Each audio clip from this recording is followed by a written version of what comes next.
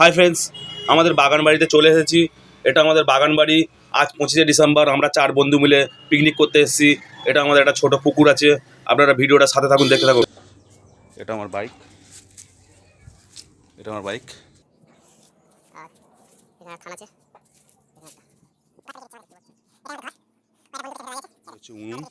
এই কাঠ ফাটে রান্না হবে, খাওয়া হবে, দেখে নাও। ঠিক আছে, মুরগিটাকে আজকে কাটা হবে, দেখতেই পাচ্ছ। এই মুরগিটা, এটাকেই আজকে খাওয়া হবে। সে পরে দেখাচ্ছি। এটা হচ্ছে লঙ্কা, এখানে টমেটো আছে, পেঁয়াজ আছে। এই যে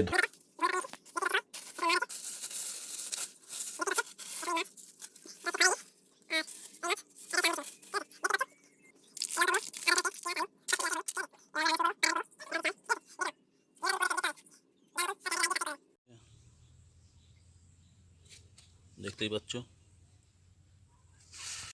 এই ভাত তৈরি হচ্ছে। আমি ভাত করতে পারি না, তাও চেষ্টা করে যাচ্ছি। দেখতে থাকো ভিডিওটা। এই হাত পুড়িয়ে ভাত করছি, দেখতে থাকো।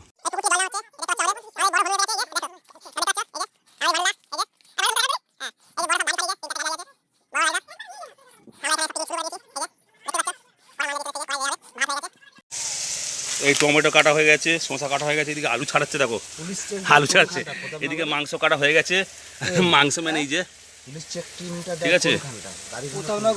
এই যে বাটুলদা,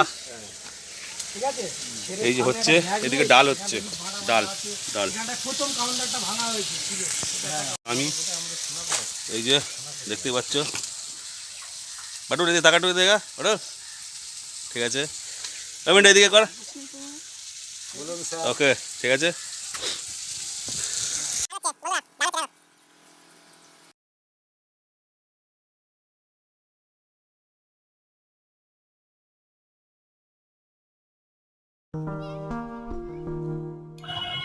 পঁচিশে ডিসেম্বর উপলক্ষে এটা আমাদের পিকনিক।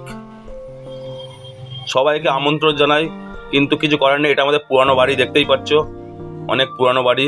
আমরা 4 বন্ধু মিলে এই পিকনিকটা করছি, তো আপনাদেরও আমন্ত্রণ রইল। এই যে মিন্টু মুরগি কাটছে, আর এই যে মাটুল ভাই।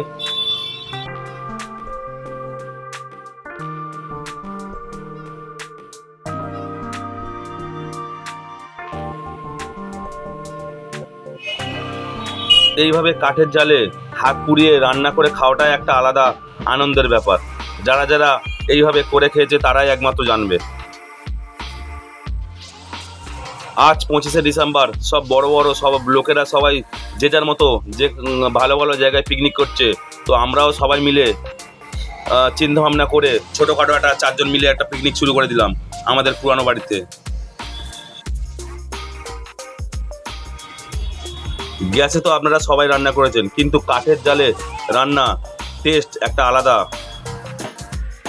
তো শেষমেশ হাত পুড়িয়ে কাঠের জালে রান্না করে ভাত আমাদের হয়ে গেছে। ভাত, একটা তরকারি, আর চাটনি, আর মাছের ঝাল, আর ডাল। এটাই ছিল আমাদের মেনু।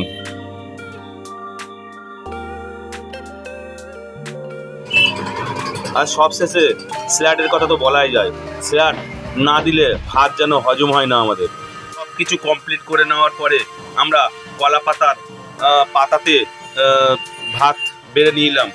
এই কলা পাতার থালাতে খাওয়াটা একটা আলাদা মজা।